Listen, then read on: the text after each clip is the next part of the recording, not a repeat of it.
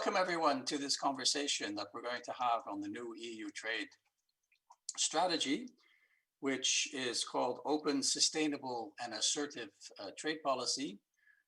The new review process, the new review paper is going to be presented by Ignacio Garcia Bercero, who is a director in DG Trade at the European Commission.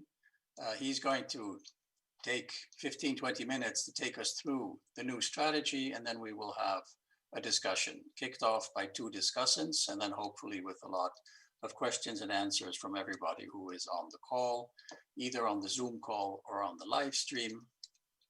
I'm going to ask you, when you want to ask questions, to please use the chat function, both on the YouTube stream and for those of you who are on Zoom, to use the Zoom chat function.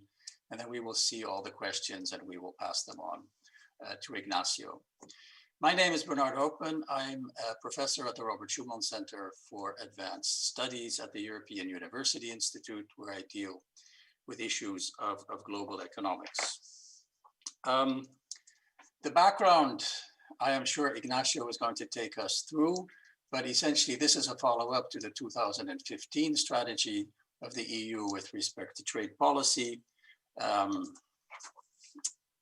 In an environment which is very much different from the one that we had only 5 years ago, with respect to the use of trade policy in a more aggressive action by other countries around the world, with the WTO that has for a long time now been deadlocked, and with a huge number of real serious policy challenges confronting the Union, which range from dealing with climate change to supporting the digital transformation on the way to a digital economy, to, of course, currently dealing with the COVID-19 pandemic and thinking through how trade can actually help there. Let me turn it over to Ignacio in the interest of time. So over to you. Well, thank you very much, Bernard. And let me start saying how happy I am to have this opportunity to talk to you and to discuss here the new European Union trade policy. I think you have set the context very well. When we decided last year to start the process of review of European Union trade policy, it was because we realized that the world had very fundamentally changed in the last 5 years, and that we have to therefore to adapt our trade policy to what was a very different political and economic environment. We launched a broad process of consultation where we sought views of stakeholders. And after having examined these views, we prepared this document that we have now presented to the member states in the Council and to the European Parliament, and which is the one which I'm going to be presenting to you today.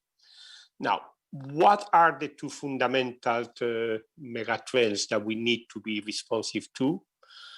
On the one hand, we are seeing a world of a geopolitical conflict between the United States and China, fundamentally, and where we are seeing an increasingly use of geoeconomic tools as part of this conflict, which is affecting very fundamentally the stability of the rule-based trading system. And over the last 4 years, we have seen the consequences of that turbulence and the need for us to be in a position to respond and to address this challenging geopolitical environment. The second megatrend is of more of an economic nature. The immediate challenge is, of course, economic and recovery from the pandemic and recovery from the pandemic as such. But more fundamentally, over the next 20 years, we are going to see a fundamental transformation of the European and the global economy. A transformation which is basically being led by two factors. On the one hand, the political consciousness that the time has come to decisively act in order to achieve climate neutrality, and that this is going to imply a very fundamental change of our economy with a big effort to adjust. And secondly, the challenges which are linked to digitalization and all that that implies for the competitiveness of the European economy. And I think these are the two fundamental megatrends to which we need to be able to be responsive when we develop a European Union trade policy. And we saw that what we had to do was not just to identify a work program, identify what it is that we need to do over the next 4 years, but that we really had to be able to develop a more strategic approach to European Union trade policy that could adapt itself for what are going to be the challenges of the next decade. And that's basically what we have tried to do with the document that we have now adopted a few weeks ago. Now, what are the fundamental lessons that we learned? What are the fundamental objectives that we want to develop as we implement and develop our trade policy? I would say fundamentally 3 objectives are highlighted in this document. The first one is that it's going to be critical that trade policy supports not only the economic recovery, but also the green and digital transformation of the European Union economy. What this means is that trade policy is going to be in the future less autonomous, if you want. It's going to have to be much, much more closely integrated with the internal European Union policies, which are being developed in order to achieve these fundamental economic objectives, climate neutrality, the digital transformation of the European economy. So you are going to be seeing in the future much closer effort to integrate trade policy with other European policies.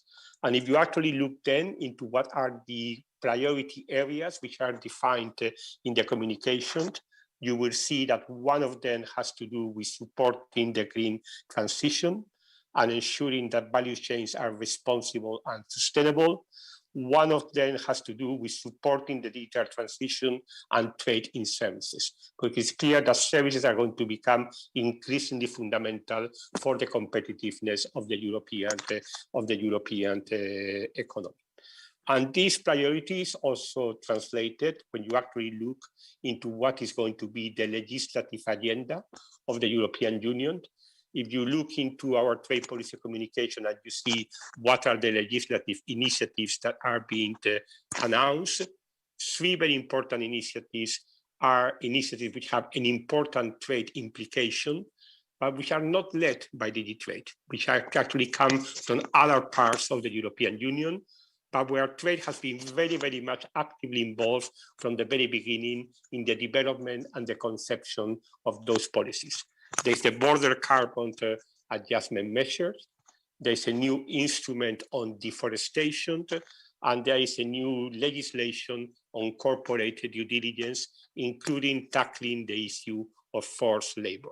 So all of these legislative initiatives are clearly geared towards sustainability objectives, have an important external trade dimension, and all of them are going to require an important effort to discussion and dialogue with our trading partners. Now, when we are talking about closer policy integration, in my view, that also means that when you are actually designing those internal policies, you need to be able to factor in much more carefully the external dimension of those policies. And you will see that one of the priority areas that we also identified for European Union trade policy has to do with regulatory cooperation, has to do how to ensure that we can actively engage in regulatory dialogues with like-minded countries, the United States, but not only the United States. And you will see that this issue of regulatory cooperation is something which appears in several parts of this communication. So first objective, much closer integration between trade policy and policies geared towards sustainability and the digital transition. The second key objective has to do with the urgent need to modernize the international rule book. Now, I have already referred to the very serious crisis which is affecting the global trading system. We are absolutely convinced in the European Union that we have a fundamental strategic interest in ensuring that there's a functioning rule-based trading system. But the WTO, as it is at this point in time, is in a very serious state of crisis. And that's why we have identified that the top priority for European Union trade policy over the next few years is going to be to work with other countries to develop alliances to try to ensure that we can actually achieve a meaningful reform of the World Trade Organization. And you will see that in the paper that we have presented, we have included an annex of about 20 pages, which is actually giving our vision, our view about how the WTO needs to be reformed, looking into the three core functions of the organization, looking into its monitoring and deliberating function, looking into the negotiating function, and looking into dispute settlement. Now, I'm not going to, in the context of this presentation, to give you a detail about the paper, but if you want me just basically to summarize what are the key elements that we want to push forward and cooperate with other countries on WTO reform, we need to ensure that the WTO restores a sense of common purpose, and that has to be very much anchored on sustainability, looking, by the way, into the three dimensions of sustainability: the environmental dimension, the social dimension, and the development dimension. There needs to be a way to ensure that members of the WTO can coalesce around this common sense of purpose. And we think it's extremely important that the new Director General, Dr. Negossi, has been very much emphasizing this point in all her interventions about how she sees the WTO moving forward. We needed to be able to modernize the rule book. I mean, at this point in time, the rules of the WTO, as we negotiated them 25 years ago, they are not fit for purpose on some very fundamental challenge of the 21st century. There are no rules on digital trade. When it comes to ensure a level playing field, the rules that we have on issues like subsidies, state-owned enterprises are not adequate to deal with the challenges of competitive distortion in the global economy. And we need to find a way of modernizing this rule book. And that's not going to be possible on the basis of big single undertaking negotiations. You need to find a way forward to accommodate within the system open plurilateral agreements. And we think that that's one of the big challenges for a successful WTO reform. And last but absolutely not least, the WTO would not be what it is without a functioning dispute settlement system. We believe that it is therefore urgent and important to work to ensure that we can find a way forward to restore the functioning dispute settlement in the WTO. That, of course, is going to require new engagement by the United States. We are encouraged by the initial signals given by the Ambassador Katherine Tai about her interest in working with other countries in the reform of the WTO. And we hope that that is also going to include the United States being ready to enter into a dialogue about what changes are needed in the dispute settlement system. And what we say basically in our communications, from the point of view of the European Union, there are two fundamental principles that need to be respected. You cannot have a system which can be blocked. So you need to keep the negative consensus rule. And for legitimacy purposes, you need to maintain an independent appellate body. Now, provided that those two elements are respected, we are quite open to enter into a discussion with the United States and other members to see how we can try to find a way forward to bring back a functioning dispute settlement system in the WTO. So, second very important priority for us is going to be to work with others to ensure that we can actually put the WTO in the right track towards reform. I think we need to, of course, to work taking into account that this is not going to be achieved in one fell swoop. And that's why we think that the ministerial meeting at the end of this year in November in Geneva is going to be extremely important to put the WTO in the right path towards reform.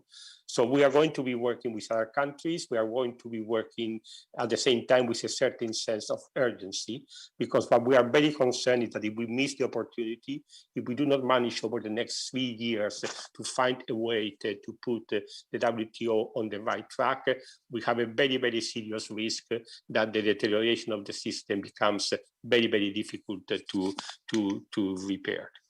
Third main focus of our of our new trade policy has to do with the importance for legitimacy of ensuring that we properly implement and enforce those trade agreements that we have actually concluded. I mean, over the last 15 years, the European Union has been extremely active in terms of negotiating the free trade agreements. We have a large network of free trade agreements in all regions of the world, and that has been a very important driving force behind European Union trade policy.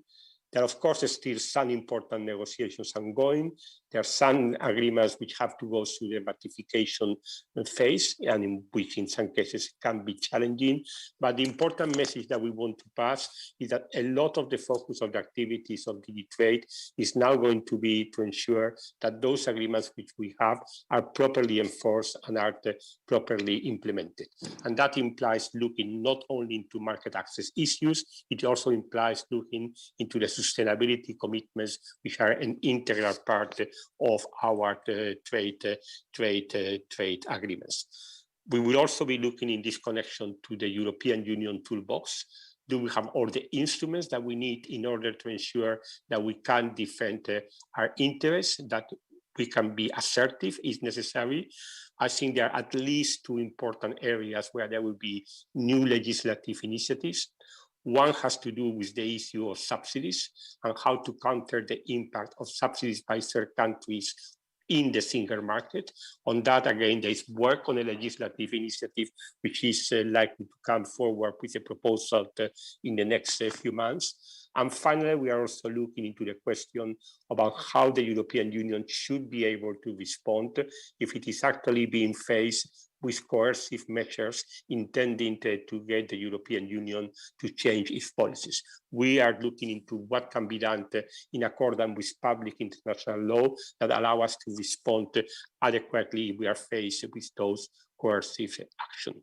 So those are the three big objectives: integration with our policies relating to sustainability and digitalization, priority for WTO reform, focus on implementation and enforcement. And finally, I should also mention that you actually look into the communication and you look into geographical priorities.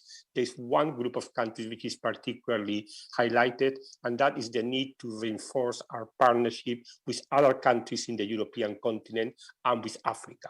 I think there's for both geopolitical and for economic reasons, it seems to us that this is one area where we will need to intensify our efforts over the next decade to establish a much stronger partnership with those countries which are geographically closer to ours. And two important themes that we are going to wish to develop there is what can be done to promote sustainable investment so that there's also greater resilience and diversification of value chains, and what it is that can be done to enhance our regulatory cooperation and dialogue with those countries which are geographically closer to us. So again, without in any way diverting our attention from many other regions of the world, Asia, Latin America, a lot of the effort is also going to be to how we can strengthen our partnership with those countries which are closer to Europe.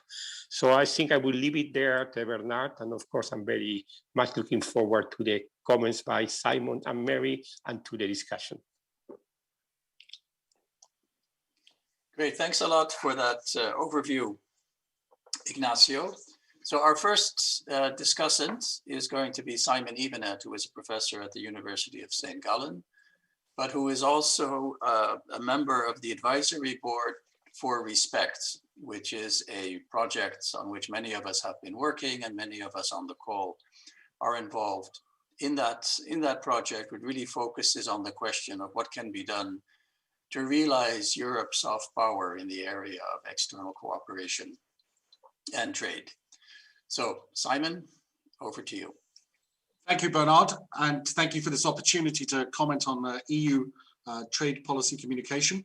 I realized that the first one of these I commented on was the 2006 communication, which was Global Europe, which I think kicked off all of these free trade agreements, which we now saw come to fruition under Commissioner Malmström. And now we have a new communication with a new commission and a new world, and trying to distill what's the essence of the difference between the 2015 communication and the one we've just had is quite difficult to do. I had some senses, and then I went back and I compared the two documents, and there are some interesting patterns if you look for key words, and I think this sets up the discussion. If you look for the first mention of the word market access, then in the current document it's in page 6, whereas in the previous document it was in page 4. If you look for the word WTO, in the current document it's in the 8th page, and in the 2015 document it was in page 3. If you look for the word trade agreement, it slipped from the 4th page in 2015 to the 9th page now. If you look for the word reciprocity or reciprocal, it too has slipped from page 13 to page 21. And regulatory, so that's one thing. On regulatory cooperation, that's come forward from page 13 to 10. China has come forward from page 4 to 2, and enforcement has come forward from page 15 to 10. And I think when you lay out these simple facts, you begin to see the picture that's emerging from this particular communication. And I draw from this, I think, 4 lessons. First, there appears to be a shift away from certain types of reciprocity, WTO reciprocity, regional trade agreements WTO multilateral reciprocity and regional trade agreements to plurilaterals. And you also get a strong sense of sort of desire on the European Union's part to do much more unilateralism, perhaps benign unilateralism, but still the emphasis, the vehicle for either trade cooperation or trade action shifts, I think, much more towards the unilateral and the plurilateral. And I must say, I mean, that accords with what we've seen at so much at the WTO level on the plurilateral front, and my own work documenting what governments are doing. We see much, much more unilateralism. Unilateralism is where trade policy is at and has been for the last 10 years. And implicitly, this document, I think, moves in that direction. Second thing you see is in this new document, this new strategy, much bigger emphasis on enforcement. As I read it, I could not stop myself remembering 1985 in the United States with Ronald Reagan saying, we want free and fair trade. This is almost the same statement here. We want free trade from the EU. EU wants free trade, but they want fair trade. They will enforce their existing agreements. And I want to question whether this is a road we really want to go down. Because as our American friends found out, the more you keep accusing your trading partners of unfair trading practices, all you do is you give more and more ammunition to the opponents of trade agreements who just keep saying, trading partners are breaking the rules, they're breaking the rules. And if you're a trade official saying that you're tough on enforcement, you have to be tough on enforcement, otherwise you lose credibility, and you're fundamentally always trying to prove a negative. That is that the other side isn't breaking the rules. And this fundamentally undermines your credibility. So I think we are dangerously close to going down the road that Ronald Reagan went down. And this might not be a very sensible thing to do. I think all we're doing is giving a stick to the opponents of trade agreements to beat us for the next 10 years. The third quick observation has to do with China. Of course, this is such an important challenge. What I'd love to hear from Ignacio is a little bit about what are the goals with respect to the EU's policies or strategy towards China. Is it to try and defend Europe against the policies of China that distort markets?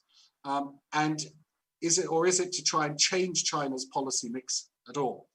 And I think this is an important distinction. I think many people would say that that the ability to change China's policies fundamentally is low. So then we're onto the defensive side of the equation. And how far are we prepared to go in terms of the defensive side? Or if you want to put it in a slightly different way, how far are we prepared to decouple? Is this going to be confined to certain areas of technology, or are we thinking of a more systematic decoupling? That's the third comment. The last comment before I give the floor back to you, Bernard, has to do with the emphasis on digital trade. I think this is an absolute necessity, and I applaud the Commission for putting it in there. But I wondered if enough thought has been given to the following point, which our colleague Richard Baldwin likes to make, which is that as digital trade and services takes off, we will start seeing more and more middle-class jobs and jobs involving university-educated people in particular, and some back office jobs come under competition from abroad. And if we think the China shock did a lot of damage to our manufacturing industries, then I think Richard would argue that the digital trade in services is likely to have a major displacement effect in labor markets. And so the question then is, how is the Commission gearing up for this type of labor market shock if we're serious about going forward on digital trade in services? And that brings us back to the point which I think Ignacio made very well, which is that we really will have to align internal policies within the Union on labor markets, on active labor market policies, some of which is done at the member states level, with the external trade policy.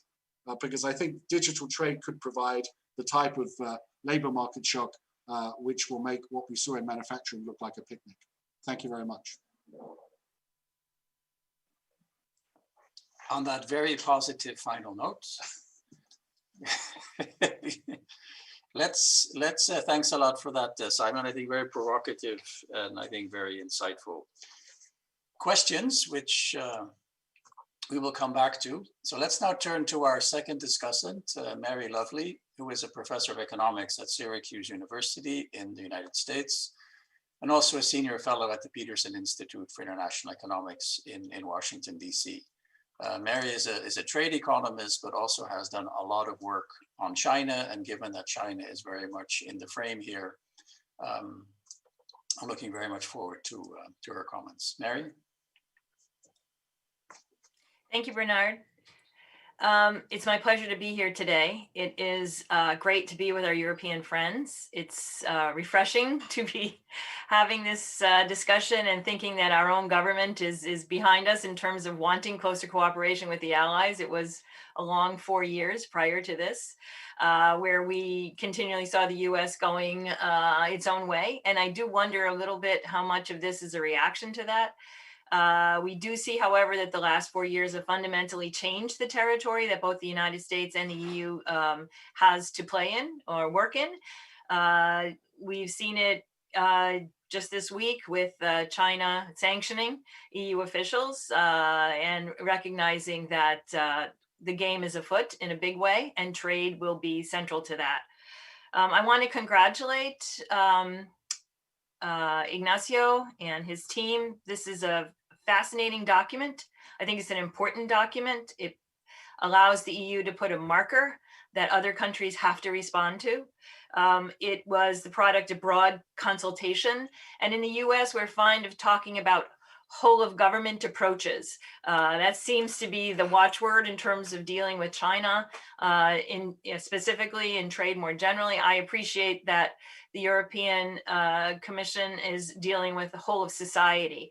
As Simon just mentioned, if we're looking forward to the changes that are going to happen in the labor markets, we have to realize that this is a transformation which will touch virtually every sector, every household, and therefore this discussion of how the external sector fits into these ongoing domestic changes is vitally important and something we have failed to do. I think we really, in a sense, especially in the United States, I have to say we're particularly guilty of this, simplified it. In the United States, it's become China was the bad guy. Everything would be fine if they just didn't exist, right? We often talk about how we probably shouldn't have allowed them in the WTO, which leads to the broad, believe it or not, view here that the United States had that power. And so there's this dumbing down, in a sense, of the challenges and a simplification of what the solutions might be. I think this document really is a very effective response to that. And it is the product of this broad consultation. I like very much that it's strategic thinking. We need to catch up with the European Union in terms of the dialogue that we're having in the United States about how not only the external sector, but our own domestic economies will fundamentally change.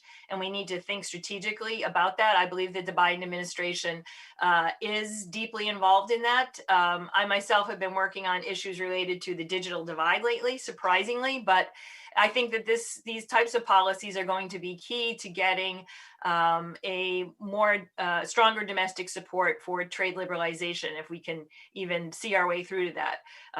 And in particular, getting all citizens digitally connected so that these services of the 21st century don't leave behind large swaths of the population. So we can see that trade is beginning to move into all sorts of new domestic areas where we as policy commentators have to now respond and think about those. Lastly, I congratulate this very strong expression of values, particularly on climate and on inclusion, not just within Europe. So it's not just worrying about people within Europe who might be left behind, but also other parts of the world. And having that statement now, I think, is vitally important. Like Simon, though, I do worry that it's, that the role of openness is beginning to take a back seat. It's a vision of open strategic autonomy, but I think it obscures conflicts and contradictions among the objectives. It opens the conversation, but I don't think it offers a full guide to their resolution. In fact, it invites us to start to think about how we might resolve some of the conflicts that are here. Let's start with the desire by the EU to be strategic. What does that mean? Is that really a defensive or offensive statement? This statement highlights the need to stabilize and diversify Europe's external relation. Yet we can already see how difficult that will be, especially in the technology space, where the conflict between the US and China is clearly going to dominate. And we have to ask, is this really a situation where the Europeans are going to be forced to decide whose pipes they use, whose software they use? And that's really, the choice that the EU gets to make, or is it more than that? Let's turn now to openness. Maintaining openness is certainly not going to be any less fraught with challenges. As Simon mentioned, there's many parts that sound like benign unilateralism. The EU is out ahead of the rest of the world, I believe, on its concern about climate. It's willing to act on climate. We have to see if the United States begins to put some real muscle behind a move toward a cleaner, carbon-free environment. That would certainly help the European Union. But without that, the Union is going to be forced to make many small and some very large decisions about where and how to be less open. We could say the same thing not only about climate, but about issues having to do with human rights. Of course, the Union needs to use safeguards, anti-dumping duties, and countervailing duties, but it's also going to be pressed to reject more foreign investment, respond to complex national security claims, particularly by the United States, and to begin to refuse to purchase more goods that are produced under conditions that it sees as substandard, even for environmental or human rights concerns. Lastly, I want to complicate the notion of autonomy. It's likely that EU autonomy is going to be severely strained, in which, in a world where really the only path forward is to build coalitions.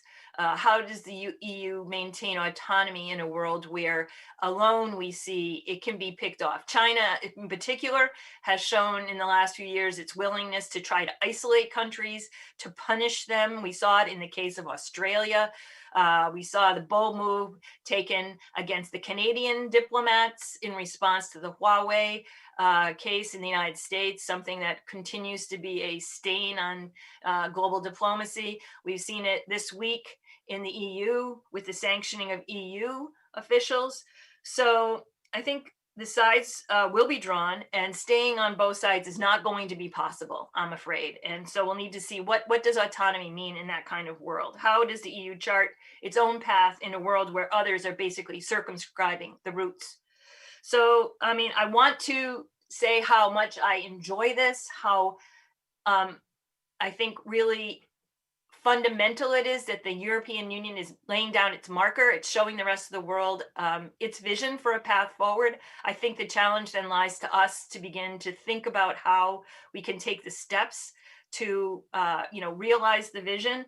I do want to just throw one note of concern, which is that reading it, you think of the EU as a knight in shining armor. Looking at it, I say, these are values that I share, and I am happy to see a standard bearer. But I'm a little worried that the knight has forgotten to think about where the dragon lives and what the dragon might do. Okay, I'll leave it there.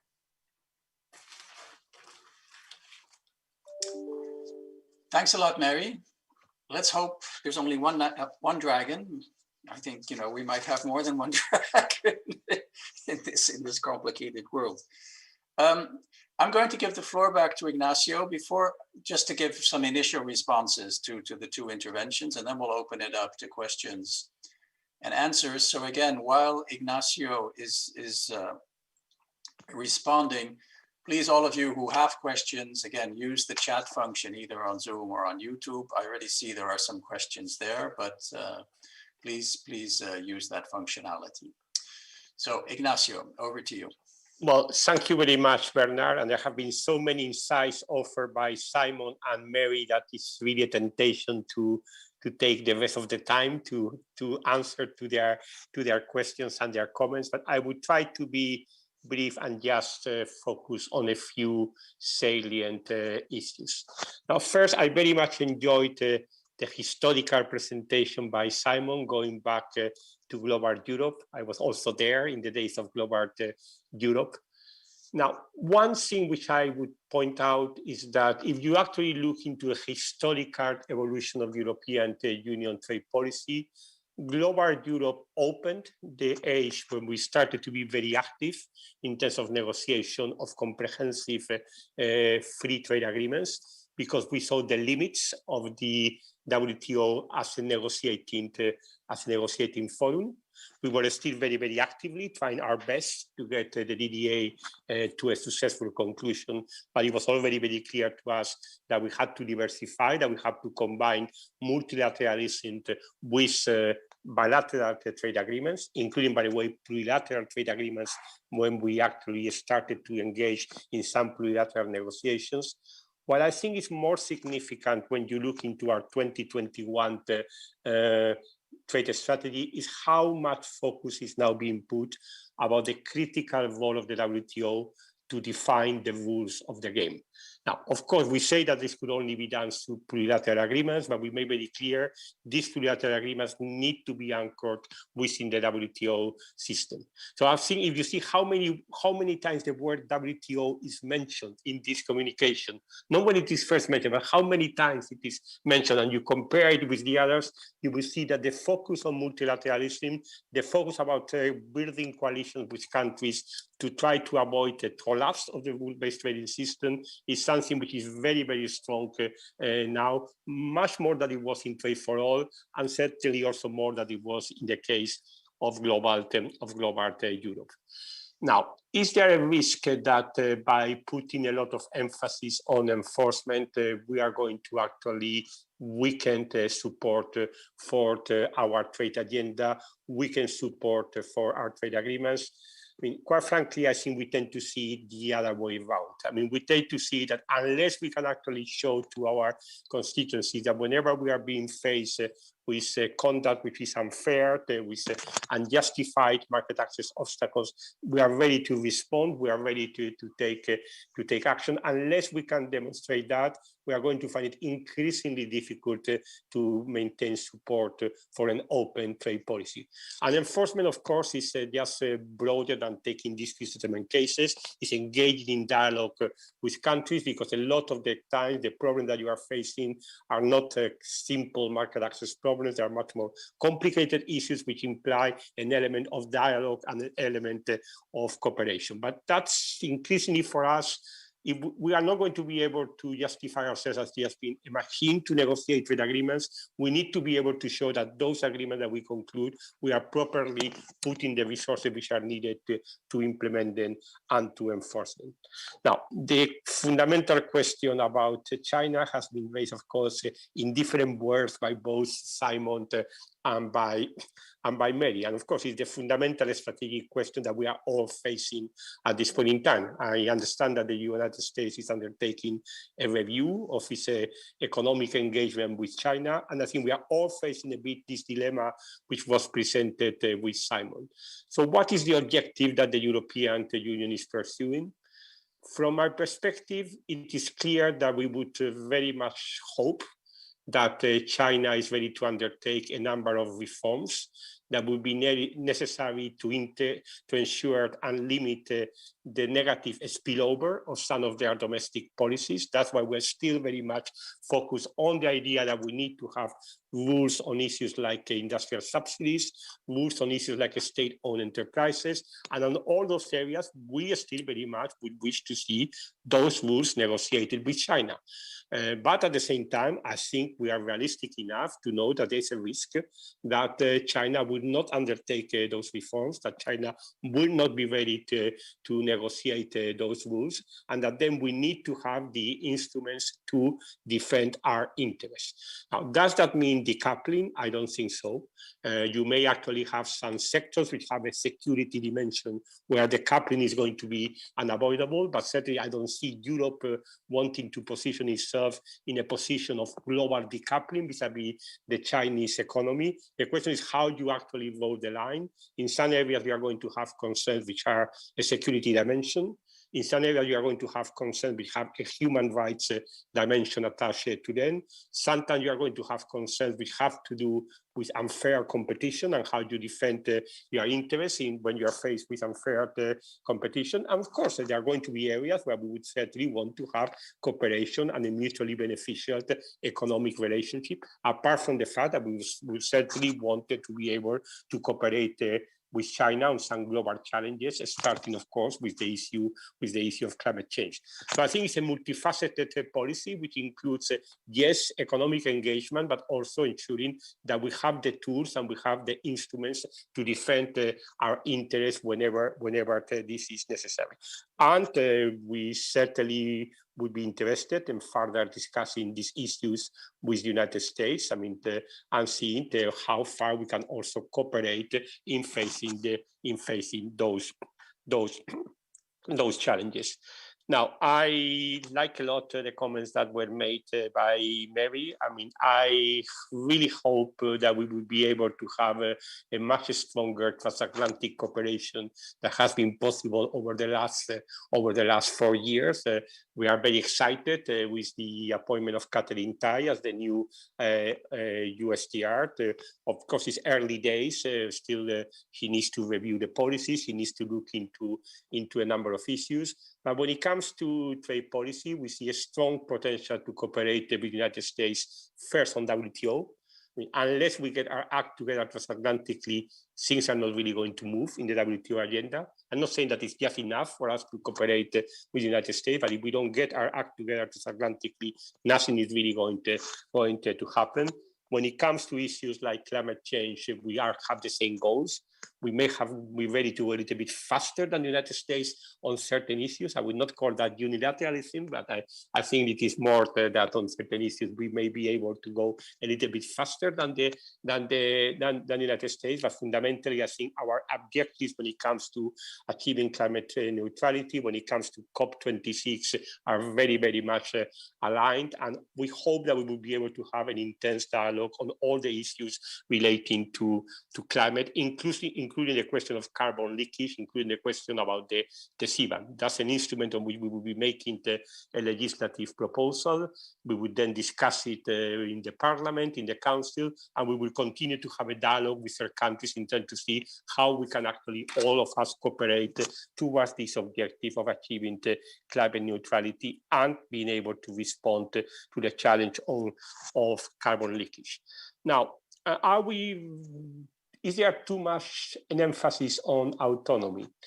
But autonomy, first, for us, is not something which is in contradiction with cooperation. I think autonomy means that we need to be able to have the tools to ensure that we can defend our interests, that we can shape events. But of course, our preference is always to look into what can be done through cooperation with other countries. It's not that we want to separate ourselves, it's that we want to be very much cooperating with other countries. But at the same time, if at some point in time we have to face actions which have a distortive impact on our economy, or we have to fair coercive measures, we need to be able to respond. Although whenever we say that we use the word autonomous in this communication, we always say immediately after, in accordance with our international commitments. There's no intention whatsoever to go unilateral. If going unilateral means we forget about our commitments under the WTO and we start taking action which is not consistent with our WTO commitments, that's certainly not the intention in which we use the word autonomy here in this document. And of course, there are areas where, quite frankly, we also need to develop our own autonomous tools, because on certain issues, our legislation is a bit less advanced. I mean, the United States has, for instance, legislation to deal with the issue of forced labor. For quite some time, although it has become much tougher recently. We have nothing like that in the European Union. And one of the elements that we are going to be looking at very much at this point in time is precisely how to ensure that we have the tools to be able to react to avoid that products associated with forced labor are put into the European market. And we are looking into the issue of corporate due diligence. We are looking into different options. We need to take an autonomous action on that also, because this is an area where clearly our current autonomous instruments are not sufficient to respond to the challenges. I think, oh yes, the point that was made by Simon about the importance about looking about the impact on labor markets of digitalization, I totally agree with him. I think that's something which, of course, is always going to be a bit more challenging for the European Union, because when you look into labor market policies, you tend to be looking fundamentally into the policies of the member states. The role of the European Union as such is more limited, but I agree that these are the sort of issues that we need to find a way of integrating them much more into our policy making. And that's what I think the fundamental question for trade policy is, that for trade policy to be effective in the future, is going to have to be much more closely integrated together with other European Union policies. It cannot just be trade policy as an autonomous instrument out there negotiating trade agreements. It has to be much more closely integrated with the different domestic economic tools. And by the way, my sense is that that's also a bit the message that we're getting from the Biden administration in terms about how they see the need to anchor trade policy much more on the broader context of the policies that the administration will be taking to ensure a more equitable economic recovery.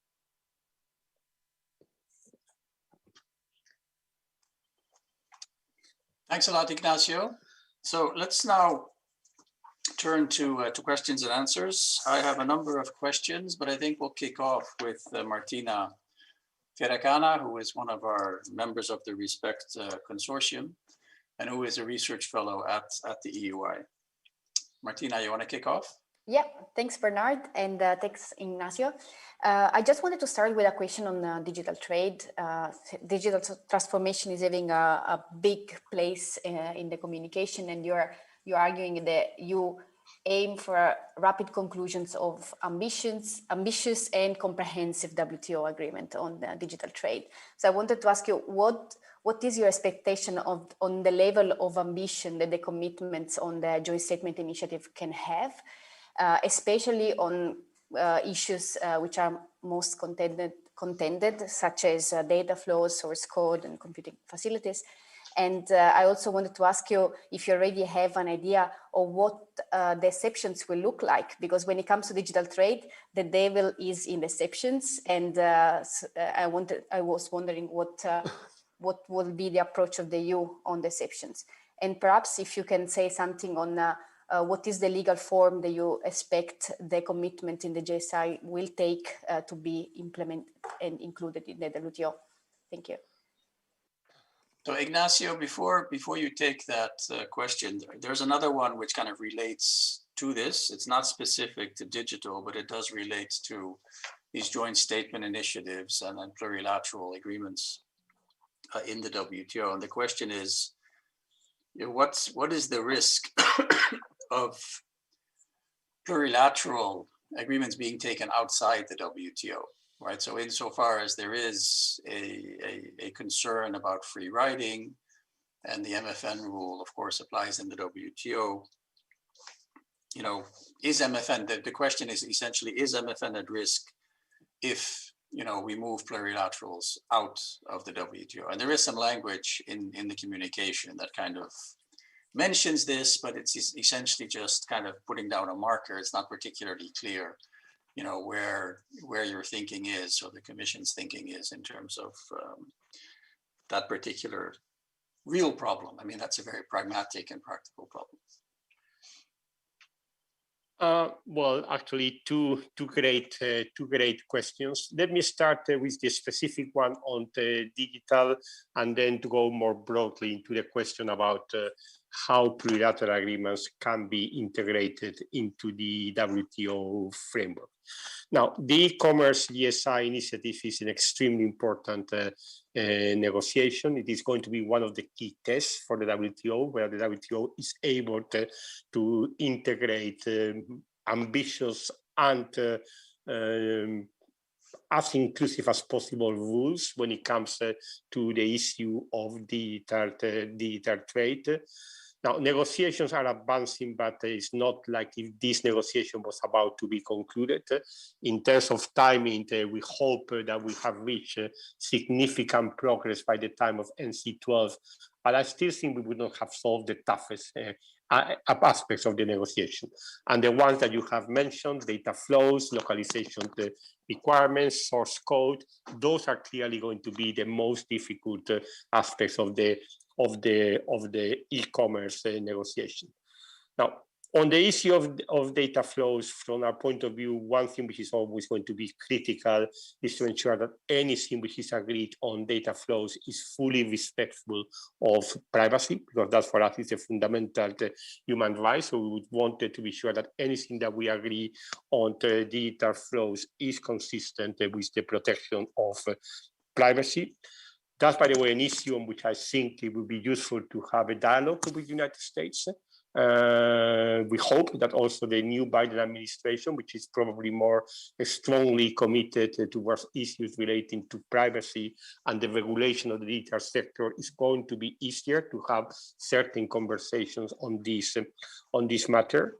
So I'm confident that we would be able to find a way forward on the issue of data flows with the United States. When it comes to certain issues like localization requirements and non-disclosure of source code, there, to be very, very frank, the main problem is China, because the policies of China, not only China, clearly are very much in contradiction with these commitments relating to localization requirements. Now, is China going to be ready to assume meaningful commitments in this area? Is there a risk that there will be commitment which will be nullified by exceptions? I mean, those are clearly issues which are quite critical for the outcome of the e-commerce negotiation. I don't think that there are issues which are going to be solved immediately, but I think you have been quite right in pointing out what I think are going to be the toughest questions that would need to be tackled in the e-commerce negotiation. Which brings me to the issue of legal form, which is then the broader question about how to integrate plurilateral agreements in the WTO. Now, there are different types of plurilateral agreements. Now, there are some agreements which could be integrated through the route of inscribing certain commitments in the schedule of participants. That has been done in the past mostly for market access type of agreements, but it can also be done for some rules type of agreements. The classical example, well, the more immediate example are negotiations on domestic regulation on services, which are quite advanced and where there's a significant opportunity to conclude these negotiations by the time of NC12. And there, I think those who have participated in those negotiations should not hesitate, include these commitments in their schedules of services commitments. I know that India, maybe South Africa would raise some legal questions about that. From my point of view, it is very clear that it is perfectly legitimate to do it that way. But I think it is true that this route is unlikely to be the appropriate way to deal with some of the other GSI negotiations which are currently ongoing. There's the investment facilitation negotiation. which is a bit difficult to link it to the scale of commitments.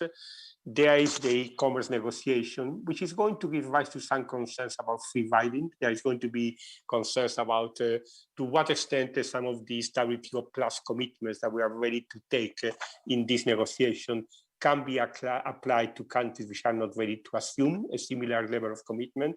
I think that's clearly going to be an issue in the e-commerce negotiations.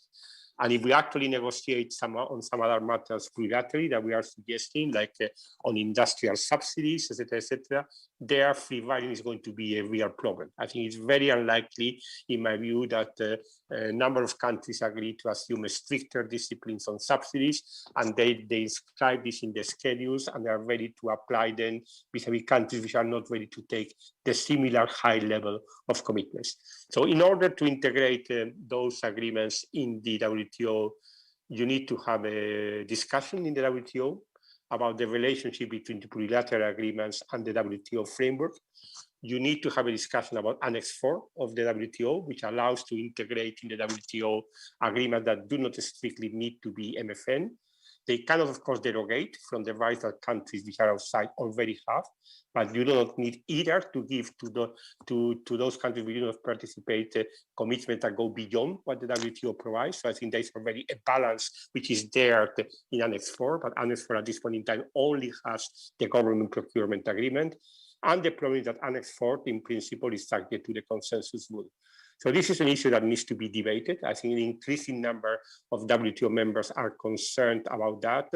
And what we are suggesting in our trade policy communication is that as part of the outcomes of NC12, one should have a discussion in the WTO about reform of the WTO that looks also into how to make the negotiating function more adaptable, more flexible, and that in that context, one would need to discuss what are ways to integrate this type of bilateral agreements in the WTO framework. Now, if this fails, is there a risk that those agreements would be concluded outside the WTO? Absolutely. I mean, I think that in my view, we have the next 3 years, 4 years to try to see where we can find a way to integrate those agreements in the WTO, to have a more flexible architecture of the WTO, which of course does not negate the rights of those who do not participate, and the agreements always have to be open to those who want to join. But if we do not actually succeed in introducing those flexibilities into the WTO framework, I think unavoidably countries will look into concluding those agreements outside the WTO, and that would lead to a fragmentation of the system, which I don't think is in anyone's interest, but it would then become unavoidable.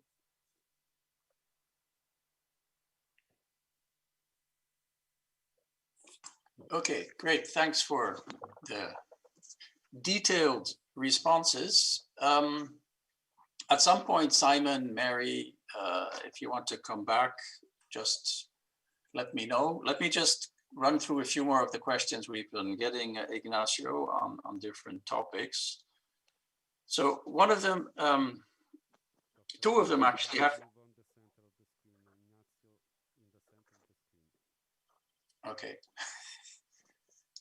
So two of them have to do with kind of existing or recently negotiated agreements. So one question is essentially asking for your view on what are the prospects for the EU-Mercosur agreement? And I think underlying this question is very much kind of the point that Simon was making. You know, here's an example where obviously we have a bit of a clash between the market access kind of dimensions of an agreement and the non-economic dimensions of an agreement. In this case, of course, a lot of concern about the environmental dimensions. But also a question relating to an existing agreement with respect to the customs union that we have with Turkey. Right, so the question there is, how feasible is it going to be in terms of modernizing the customs union with Turkey, which of course has been a question on the table for a long time.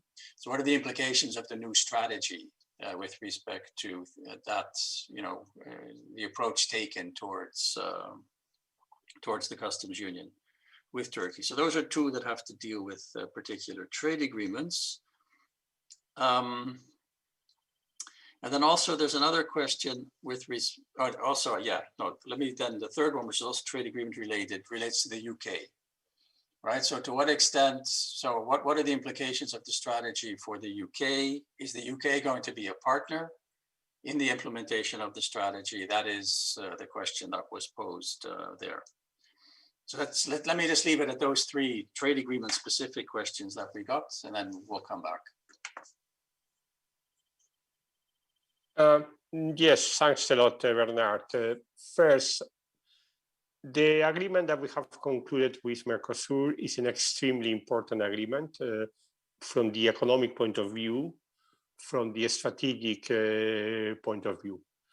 And therefore, I'm convinced that this is an agreement that it will be ratified.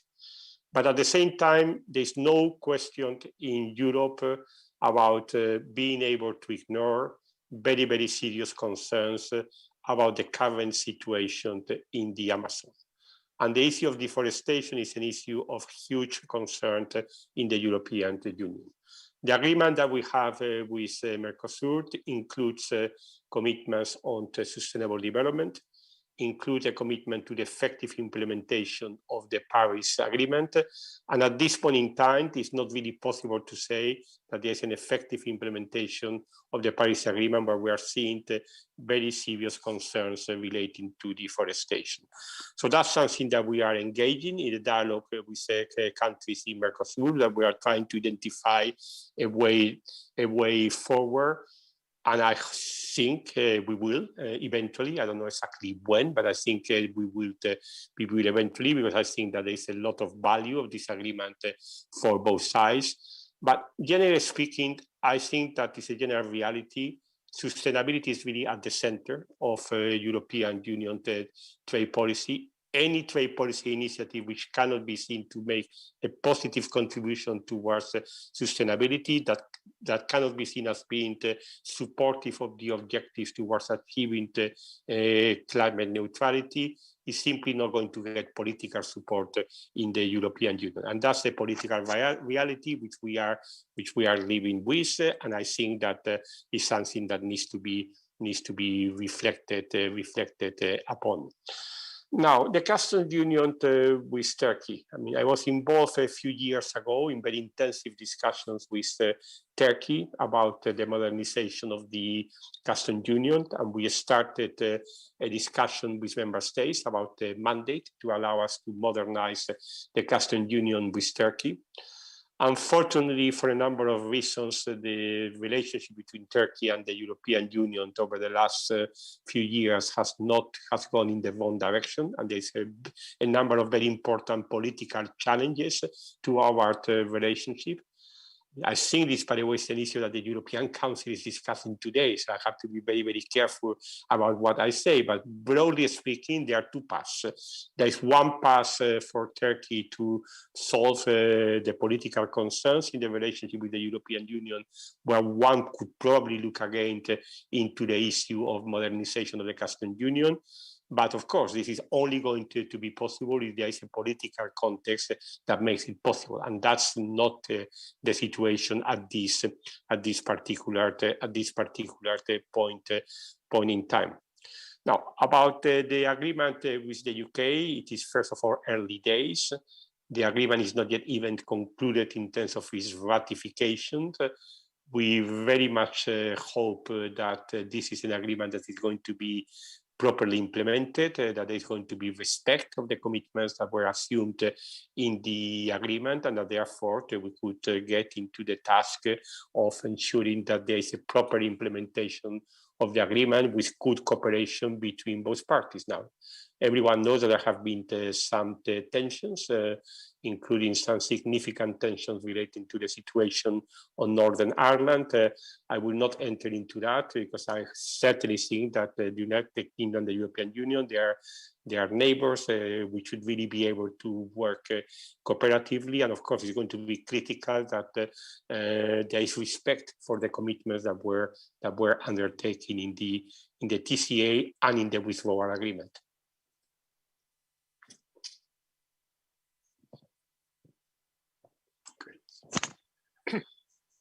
Thank you.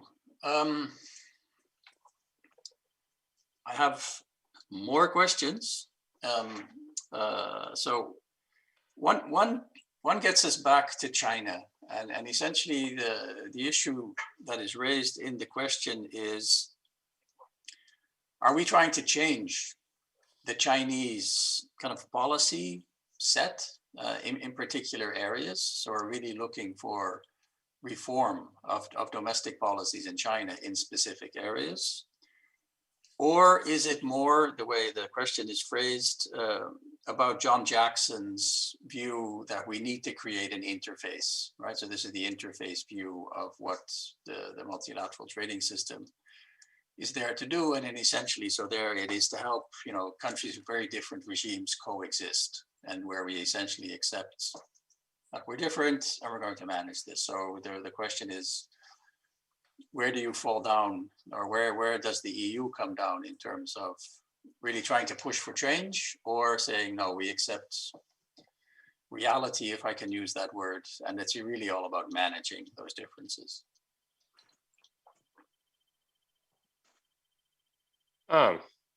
So you want me to respond to that question immediately? Well, it's the only one. It's the only one on China. I can give you a few more to let you. No. It's okay. It's Yeah, okay. yeah. Well, that's really a very fundamental question. I think one clearly cannot expect China to fundamentally change its economic system. Certainly, we are not talking about political change. We are talking about economics. But still, I think that we need to accept that the role of the state in the Chinese economy is going to be greater than that is the case for other countries. But at the same time, it's going to be difficult to have a proper interface without having certain degree of economic reforms in China. Of course, at the end of the day, one would seek to calibrate how far those economic reforms have to go. I mean, there was a certain period of time where China seemed to be moving in the direction of giving a greater role to the market in the economy, and that shifted. There was a system that was much more state-controlled of the economy, and lack of transparency about how this control is being exercised. So I think at the end of the day, for the proper interface to function, certain reforms would probably be needed in China. Not a fundamental change, I think, of the nature of the system, but certain reforms, for instance, about the way that the state-owned enterprises are managed, about the need to have more transparency when the state intervenes in the economy. I think without those changes, it's difficult to see how an interface can be functioning properly. And by the way, we are not saying that this is just an issue concerning China. I mean, if we are going to seriously negotiate about things like industrial subsidies, about things like state-owned enterprises, China is by no means the only country in the world which is granting industrial subsidies, and there are going to be probably more subsidies in the future, both in the European Union and in the United States. So I think, in my view, all of us have an interest about defining the rules which help to differentiate between those forms of public intervention which are acceptable because they don't create significant negative spillovers, and those which are more distortive and where you need to be able to react to them. So in a way, between this option, coexistence, convergence, I'm a little bit in the middle. I think that you are not going to be able to achieve total convergence. I don't think that's realistic, but you are not going to be able to have coexistence without a certain degree of greater convergence towards market-based norms. Okay, thanks. I think that was very clear. I know that both Simon and Mary want to come in on some of these points. So let's start with Mary and then go to Simon. Great, thanks, Bernard. I agree with Ignacio that bringing China is in the WTO. We have to work with China in the WTO to reform the rules. The only alternative we've already kind of seen through the Trump administration, which would be this rapid decoupling, which would have enormous consequences and disruption in the global economy, and frankly be very negative for not just the United States or the EU, but for many countries, outside of these two regions, especially in Asia. But we can't think that kind of engagement is actually going to solve the problem. I think we have already seen a two-track China in a sense. We've seen a China which has, if we look at its track record in the WTO, we see it's pretty good. The U.S. has won a lot of its cases against China. China has undertaken policies to respond positively, and yet we also see that there are other ways that China seems to undercut the promises of a free and open market access. So I think that working with them in the WTO is clearly essential, but it's clearly also not a panacea. There's the issue of timing, which is very important. We know that particularly domestic constituents are quite frustrated that WTO takes too long. We saw this in the case, I think, particularly in solar equipment, where China went from basically zero to almost complete market dominance in a matter of 7 or 8 years, while Rome fiddled. Partly that is because domestic authorities are a little reluctant. There is a power dimension here that is very important that we can't forget, being played out not only between governments, but between governments and firms. Firms are the connecting lifeblood, after all, and they slow down the process of bringing claims to the WTO. Lastly, I think there's this idea about interpretation of what's fair, and the idea that we have a clear idea of how to constrain subsidies, I think, is misleading. I think there's quite a lot of belief in emerging markets that the rules are geared toward the West. For example, in the US, defense spending is not considered a subsidy. Other types of policies that we want to pursue are not considered subsidies. Developing countries that want to pursue policy space for development, particularly in regard to industrial policies, find that their policies are then ruled verboten. This is, of course, a claim that has been made by many others, including Danny Roderick, and I think it has certainly has power outside of the capitals that we're talking about. So I think that this, approach through the WTO is absolutely essential, but I think we can't stop there. There are huge, enormous problems moving ahead that are going to require actions outside of that forum. Simon? Thank you, Bernard. My reaction to listening to Ignacio was to think of two things. First, we might draw a parallel to when negotiations between the EU and the US got difficult.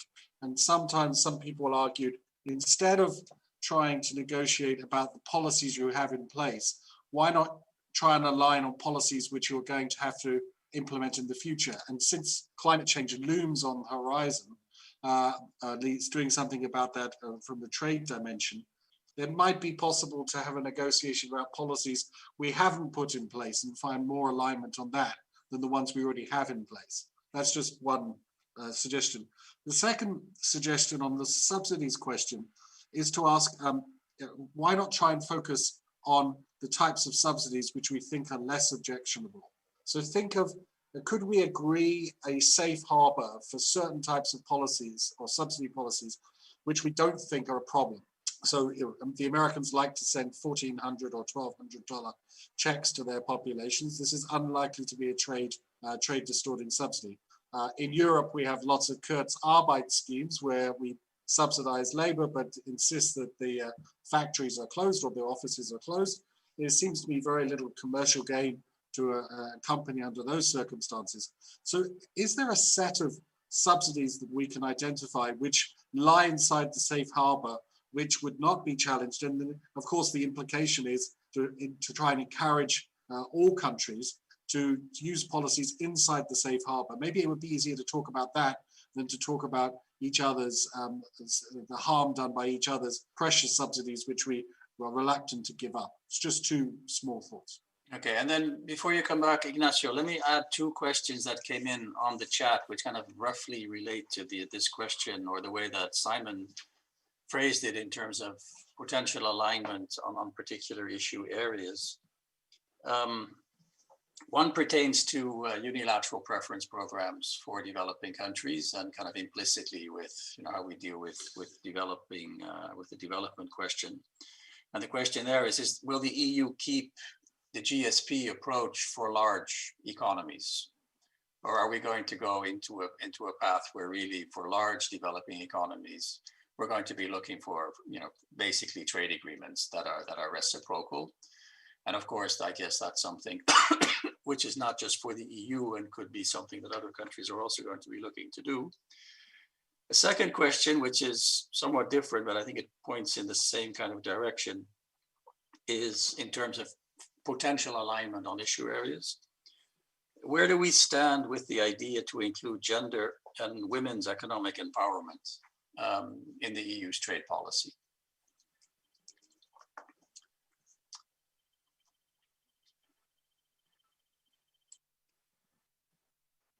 Yeah, so let me start with the issue of subsidies and the difficulties of defining the international disciplines on subsidies, which was, I think, about both by Mary and by Simon.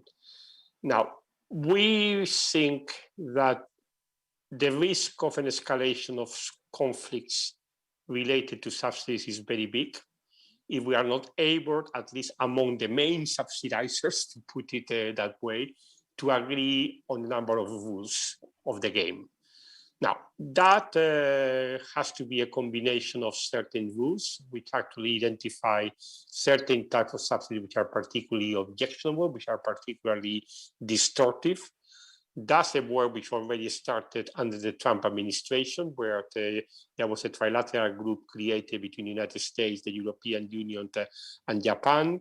And in January of last year, we came out with a paper outlining how we thought that the rules of the WTO subsidies could be strengthened, particularly for those subsidies which are linked to the problem of overcapacities, because one of the big issues that we have been facing in the subsidy sphere is how subsidies result in global overcapacities. And we came with some proposals on that. We also came with rules to strengthen transparency, because one of the big problems about subsidies is the lack of information about how lack of information can have negative consequences in terms of how certain subsidies programs can be tackled.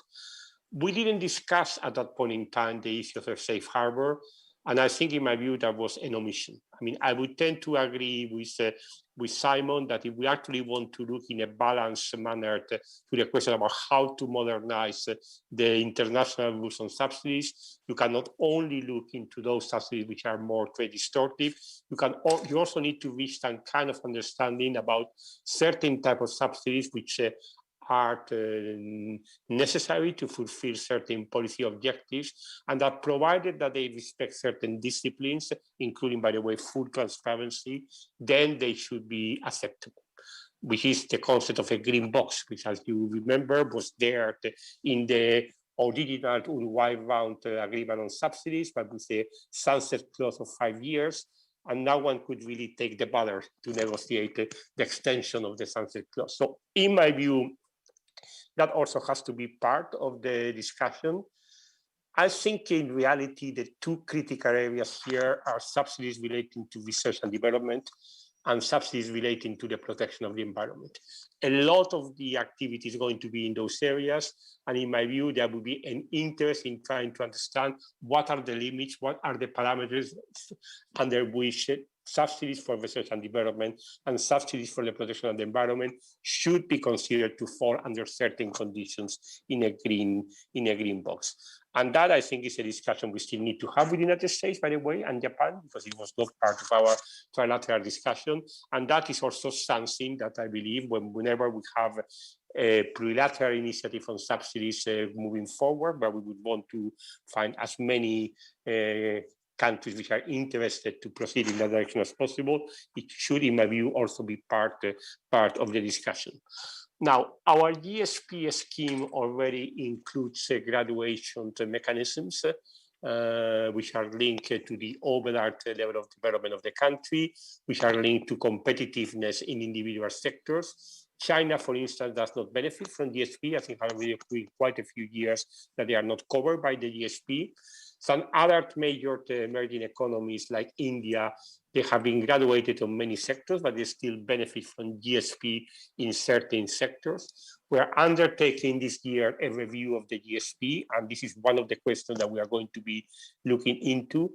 Since we are actually undertaking a review, I don't think I can at this point in time say what the response is going to be. But I would say already under our current scheme, there are graduation mechanisms that imply that certain more advanced countries do not benefit from GSP, or they only benefit for GSP in certain certain sectors. Now, on the issue of gender, we referred in our communication to the importance of generating more data on the issue. The need to have gender disaggregated data. We are actually carrying out some studies on that particular issue, and we are also very much involved in the gender initiative in the WTO. We are among those who have been very much supporting that initiative, and we will continue to do so.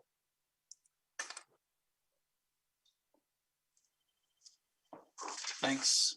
So a few more issue and questions. So one question is where it relates to something we've already been discussing, I think, quite a bit, but it relates to this issue of the balance between values and interests. And the way the question is posed is where do you stand on the question of quantity versus quality? And I think what is meant with quantity is having a maximum number of countries participating in dealing with who are necessary to deal with a particular problem. I assume a global public good or market failure, as opposed to quality, where you really have and where you can only cooperate among like-minded countries and therefore need to exclude the others. And the question is the EU being too loose in some areas when it comes to this question of quantity versus quality? So that is an interesting question. Related to this, to some extent, is a question about the legitimacy of the European Union, kind of writing down or determining what the values are, what the criteria are that have to be met. So the question is, what is the legitimacy of applying production requirements to imports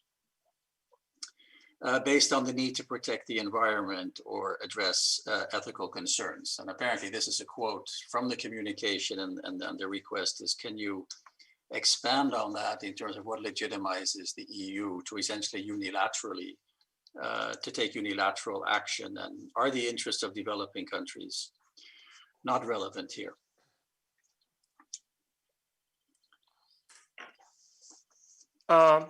Okay, well, these are three very important questions.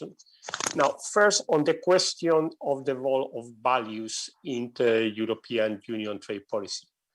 Now, when it comes to the decision to negotiate and to conclude a bilateral trade agreement, a free trade agreement, but also an investment agreement, it is clear that for us, there has to be some common understanding on certain key values. We have to do with sustainability, both in its labor and its environmental dimension. And that's why all our comprehensive trade agreements have included, since our agreement with Korea, a trade and sustainable development chapter. That's also, by the way, why our comprehensive agreement on investment with China has a trade and sustainable development chapter, which is, by the way, very, very similar to the one that we have concluded with countries with which we have a free trade agreement like Japan. So it's not possible to imagine us being ready to conclude a comprehensive trade agreement and to ignore these core sustainability values, which, by the way, they are not particularly European values, they are universal values. I mean, if you actually look into our sustainable development chapters, they are very much anchored on international commitments. They are anchored on the key multilateral environmental conventions, and they are anchored on the 8 fundamental core ILO conventions. So it is very much based on values which are not particularly European values, which respond to universal values. But I don't think that we can imagine having a European Union trade policy, where this dimension is not certainly critical in all our bilateral trade agreements. Now, on the question of working only with the like-minded, I guess that here the question relates also a bit more not to bilateral engagement, but more to what we can do in the context of the WTO, what we can do in the context of multilateral initiatives. I think there very much depends about what is the issue that you are intending to tackle. I mean, if you want to negotiate rules on industrial subsidies which are responding to the problems, you cannot just limit yourself to negotiate with the like-minded. Because at the end of the day, you wanted to be sure that all the key subsidizing countries are participating in that discussion. So you may decide to start with the like-minded because it may make things easier, at least in the initial phase. But at the end of the day, you wanted to be able to engage with other countries, even if that is going to make the negotiations inevitably more challenging. Now, the question of production requirements is, of course, a very fundamental question. And I have to say that the paragraph that we have included on that in the communication is a very, very carefully thought out paragraph, because it recognizes that there are certain circumstances in which the European Union will need to take measures which are relating to production requirements in a certain country, but that these measures would need to be clearly justified for a number of reasons. For instance, we talk about global environmental concerns, we talk about major ethical concerns, and they will have to be designed in a manner which is fully consistent with the rules of the WTO, and which also takes into account the importance of cooperation with the countries concerned. So I can assure you that as we are now in the process of designing some measures which deal with issues connected to production requirements, there is the border carbon adjustment measure, there is an instrument relating to deforestation. We are going to be particularly mindful about doing this in a manner which is consistent with our WTO commitments, and which at the same time takes into account also the challenges of cooperation with the countries concerned. Okay, we're running out of time. We have 2 minutes left before the end of the webinar. I think rather than giving the last word to Simon or Mary, let me just pop 2 quick questions which you can answer yes, no, which of course is impossible, but see what you think, and then we'll conclude. Question number 1, is resolution of Airbus, Boeing, and the 232 disputes a necessary condition for moving forward with the US? Question number 2, is there any hope to restart the environmental goods agreement talks? Is that part of the plan? Yes and yes. Excellent. Okay, so thanks a lot for your time, for presenting the paper. Thanks a lot to Simon and Mary and Martina and everyone else who asked questions. My apologies if we didn't get to all the questions. As is always the case, we have more questions than we had time, but I'm sure that Ignacio will be quite happy to receive the questions that were not answered so that you have a sense of what we didn't get to. Then again, let me then thank again everyone who was here, and hope to see you again soon, if not virtually, then if not in physical domain, which we're all hoping for, then again virtually. Thanks and bye-bye. Thank you. Bye. Thank you. Bye.